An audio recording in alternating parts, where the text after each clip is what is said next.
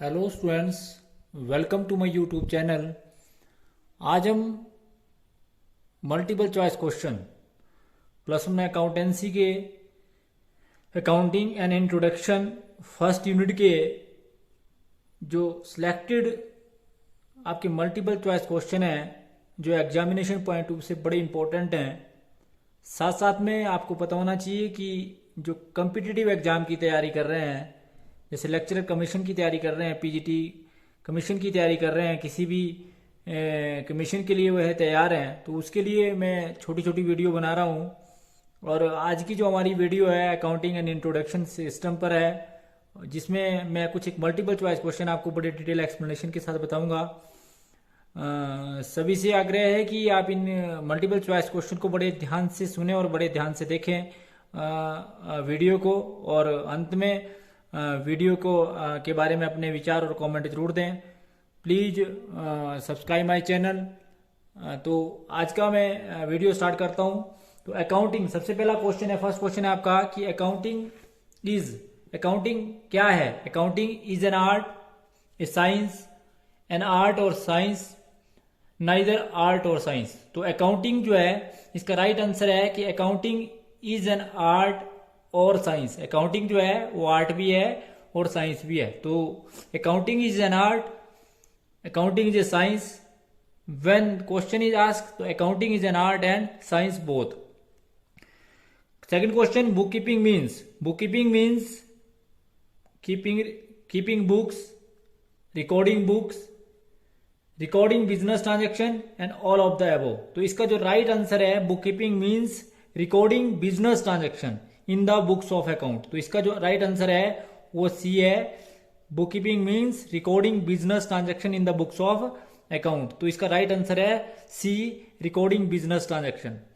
Accounting start, accounting जो है वो स्टार्ट होती है where book keeping ends, where book keeping begins, after preparing final account, after opening the balance sheet. तो इसका जो राइट आंसर है वेयर बुक कीपिंग एंड्स। तो अकाउंटिंग आपकी स्टार्ट होती है जहां पर बुक कीपिंग का काम जो है वो समाप्त होता है। तो accounting starts where book keeping ends.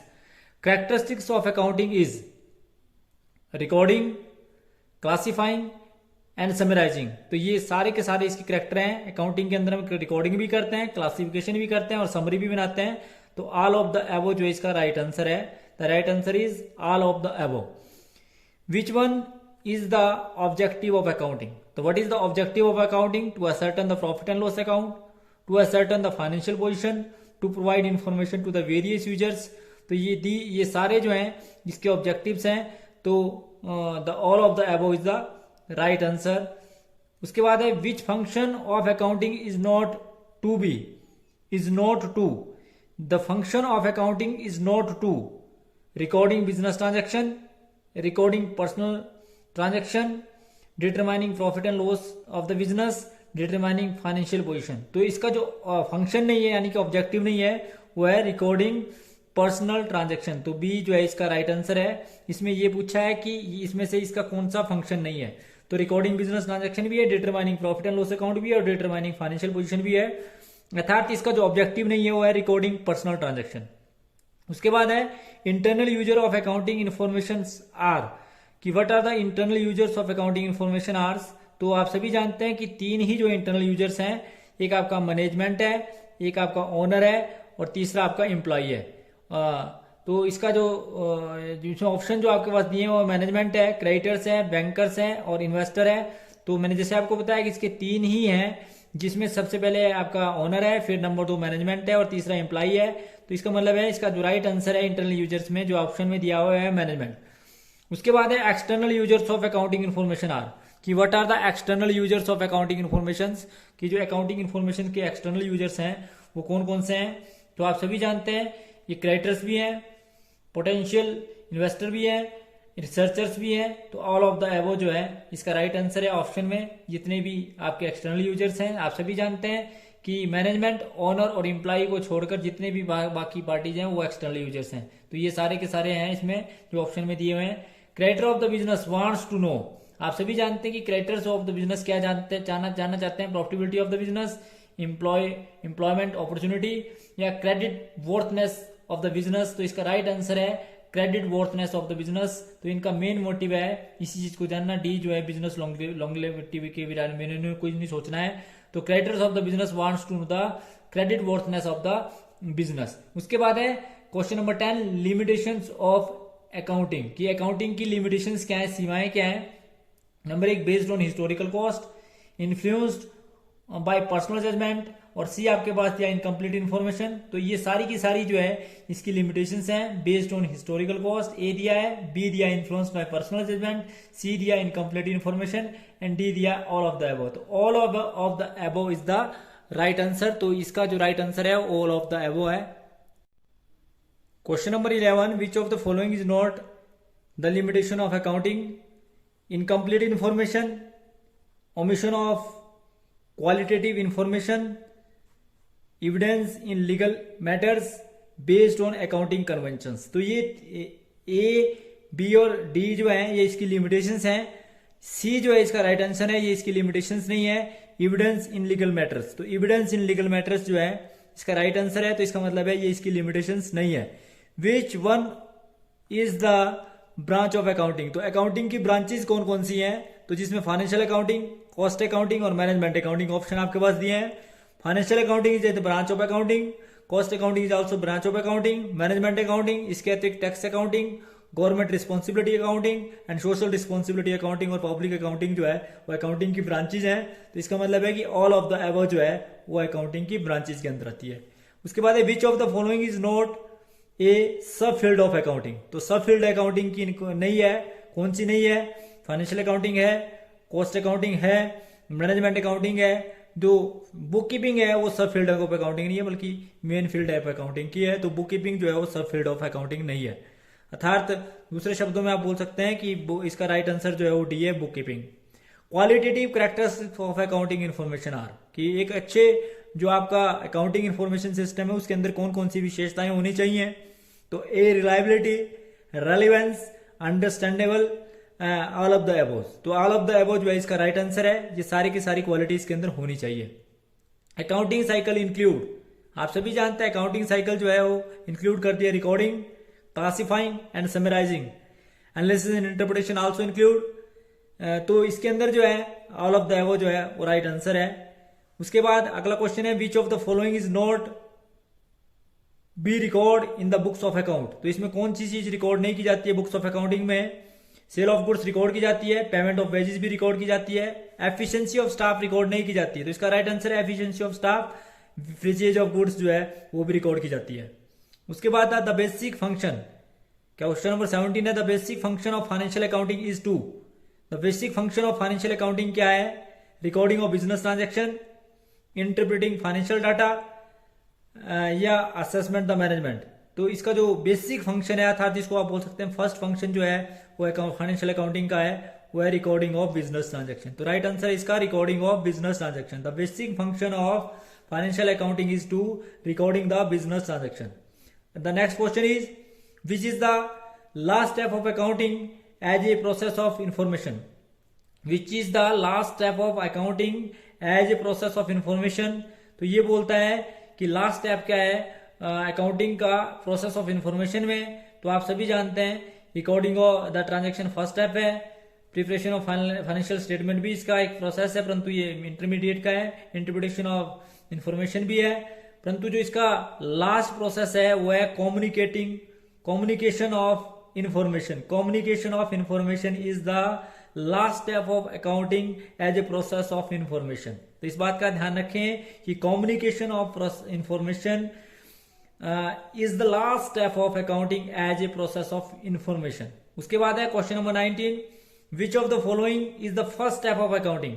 इसमें फर्स्ट स्टेप ऑफ अकाउंटिंग कौन सा है, which of the following is the first step of accounting, जिसमें आपके पास क्वेश्चन नंबर 19 में दिया है which of the following is the first step of accounting में फर्स्ट ऑप्शन दिया है analysis and interpretation of financial transaction, the second one is identifying the financial transaction. तो आप सभी जानते हैं कि firstly you have to identify the business transaction. तो राइट आंसर है identifying the business transaction, is there any monetary value और not. Communication is the last, information to the users and classification and summary is also part and parcel. तो इसके सारे step हैं, परंतु first step जो है वो है आइडेंटिफाइंग द फाइनेंशियल ट्रांजेक्शन. मतलब identifying the financial transaction is the first step of accounting. उसके बाद है next question, which qualitative characteristics of accounting information is reflect when accounting information is clearly presented. तो ये बोलते हैं जब क्लियरली प्रेजेंटेड किए जाते हैं तो ये कौन सी क्वालिटेटिव कैरेक्टरिस्टिक्स को दर्शाता है. तो रेलिवेंस भी इसका क्वालिटेटिव कैरेक्टरिस्टिक्स है, रिलायबिलिटी भी क्वालिटेटिव कैरेक्टरिस्टिक्स है, कंपेरेबिलिटी भी क्वालिटेटिव कैरेक्टरिस्टिक्स है. परंतु जो अंडरस्टैंडेबिलिटी है, understandability is accounting information is reflected when accounting information is clearly presented. तो इसका मतलब है अंडरस्टैंडेबल हो जाता है जब आप किसी अकाउंटिंग इंफॉर्मेशन को क्लियरली प्रेजेंट करते हैं. तो इसका जो राइट आंसर है वो है जी understandability. Understandability is the right answer. Use of common units of measurement and common format of reporting promoters. तो यहां बोलता है कि use of common unit of measurement and common format of reporting, उसको क्या बोलते हैं? तो रेलिवेंस बोलते हैं या रिलायबिलिटी बोलते हैं, अंडरस्टैंडेबिलिटी बोलते हैं. तो जब यूज ऑफ कॉमन, इसको बोलते हैं कंपेरेबिलिटी. राइट आंसर है कंपेरेबिलिटी. मतलब comparability is possible when use of common unit measurement and common format of reporting to promoters. तो आपने जब प्रोमोटर को रिपोर्ट करना है तो आप क्या करते हैं? कंपेरेबिलिटी करते हैं, और जिसके बेस पर जो है हम किसी भी दूसरे व्यक्ति को प्रमोट कर सकते हैं. तो ये इसका राइट आंसर है कंपेरेबिलिटी. क्योंकि आप सभी जानते हैं कि जब हम कंपैरिजन करते हैं अपनी फर्म का दूसरी फर्म के साथ, तो हम जितने भी प्रोमोटर्स होते हैं जो कंपनी को प्रमोट करने में कंपनी की सहायता करते हैं, वो कंपैरिजन करते हैं कि हमारी जो है प्रॉफिटेबिलिटी या हमारी फाइनेंशियल पोजीशन जो है as compare to other firm जो है वो अच्छी है. तो कंपैरेटिव एनालिसिस के द्वारा ये संभव है. उसके बाद नेक्स्ट क्वेश्चन है 22 कि book keeping is the mainly concern with. Book keeping जो है वो मेनली कंसर्न किसके साथ है? तो recording of business transaction, interpreting business result, designing the system of recording data या प्रिपरेशन ऑफ फाइनेंशियल स्टेटमेंट. तो इसका जो मेनली कंसर्न जो है वो बुक कीपिंग है, वो रिकॉर्डिंग ऑफ बिजनेस ट्रांजैक्शन है. तो ए इज द राइट आंसर. उसके बाद accounting is mainly concern with. Accounting जो है वो मेनली कंसर्न किसके साथ है? रिकॉर्डिंग ऑफ बिजनेस ट्रांजैक्शन हम बुक कीपिंग में करते हैं, इंटरप्रिटेशन बिजनेस रिजल्ट भी हम अकाउंटिंग में करते हैं, यद्यपि प्रिपरेशन ऑफ फाइनेंशियल स्टेटमेंट भी. परंतु मेन जो कंसर्न है वो है designing the system of recording and summarising business transaction. तो इसका जो मेनली कंसर्न विद है अकाउंटेंसी की बात कर रहे हैं हम. अकाउंटेंसी जो है वो mainly concern with designing the system of recording and summarising business transaction. तो ये आपको ध्यान रखेंगे, designing the system of recording and summarising business transaction. उसके बाद है question number 24, which of the following is not a business transaction. कि इसमें जो है कौन सा बिजनेस ट्रांजैक्शन नहीं है? Brought computer for the business, या paid salary to employ, paid house electricity bill from the business, paid home electricity bill personally. तो यहां पर जो बिजनेस की ट्रांजैक्शन नहीं है वो है जी paid home electricity bill personally. तो ये आपका राइट आंसर है. बाकी सारे के सारे जो है वो बिजनेस ट्रांजैक्शन है, चाहे आप, क्योंकि आप सभी जानते हैं कि ये डोमेस्टिक खर्चा है और आप पर्सनली इसको दे रहे हैं, तो ये बिजनेस का ट्रांजैक्शन नहीं है. और बाकी सारे के सारे जो है वो बिजनेस ट्रांजैक्शन है. उसके बाद who is invented double entry system. Question है who invented the double entry system of book keeping. तो William Pickles, Karl Marx, Fra Luca Pacioli, J R. Batliboi. तो इसमें जो है राइट आंसर है Fra Luca Pacioli. Fra Luca Pacioli is the father of book keeping, it is also father of accounting, it is also father of double entry system. तो who invented the double entry system of book keeping? That is Fra Luca Pacioli, Frater Luca Pacioli. ये एक व्यक्ति हुआ जिसको father of book keeping and father of accounting and father of double entry system की संज्ञा दी जाती है. Question number 26, who invented the Indian system of book keeping? A K Dugar, Kautilya, Narendra Modi and Manmohan Singh. तो इसका जो राइट आंसर है who invented the Indian system of book keeping, that is Kautilya. Kautilya ने आप सभी जानते हैं फादर ऑफ क्लासिकल इकोनॉमिक्स भी कहा जाता है इसे, और father of Indian system of book keeping भी जो है इसको कहा जाता है, ये कौटिल्य है. Who is note the user of accounting information system, कि इसमें अकाउंटिंग इन्फॉर्मेशन का यूजर्स कौन नहीं है, ओनर्स भी है, टैक्स डिपार्टमेंट भी है, क्रेडिटर्स भी है। तो माइनर्स जो है ये इसका अकाउंटिंग इन्फॉर्मेशन सिस्टम का यूजर्स नहीं है। तो ये थे जी आपके आज के क्वेश्चन नंबर 27 जो है अकाउंटिंग एंड इंट्रोडक्शन के मैंने पार्ट फर्स्ट में कराए। अगले पार्ट में हम इसके ट्रू फॉल्स के भी करेंगे, फिर कंपैरिजन भी करेंगे, क्योंकि हम डिटेल इसलिए करा रहे हैं ताकि आप ऑब्जेक्टिव क्वेश्चन को करने के बाद ध्यान रखें इस बात का, ये कॉम्पिटिटिव एग्जाम के लिए बड़े इंपॉर्टेंट क्वेश्चन है, बड़े बेसिक हैं और इनका आना जो है आपको बहुत जरूरी है। अगर आप पीजीटी लेक्चरर कॉमर्स का भी देना चाहते हैं, पीजीटी नवोदय देना चाहते हैं, किसी भी कॉम्पिटिटिव एग्जाम में आप पार्टिसिपेट करना चाहते हैं, तो ऑब्जेक्टिव क्वेश्चन का आपको आना बहुत जरूरी है। और इन ऑब्जेक्टिव क्वेश्चन को मैं आपको डिटेल एक्सप्लेनेशन के साथ आपके साथ डिस्कस कर रहा हूँ। तो thanks for watching the video. Please like, comment and subscribe my channel and press bell icon for next notification. Thank you.